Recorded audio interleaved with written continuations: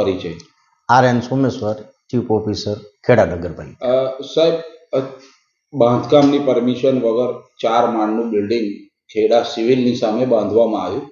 શું છે સમગ્ર બાબત? આમ જે સિવિલની સામે બાંધવામાં આવેલું બાંધકામને જે તે સમયે તેમને મંજૂરી માગેલ, પરંતુ નકશામાં થોડુંક જમીનનો સ્થળ ફેર હોવાથી જે તે સમયે મંજૂરી આપેલ નથી. સાહેબ, કેટલી વખત નોટિસ આપવામાં આવી છે?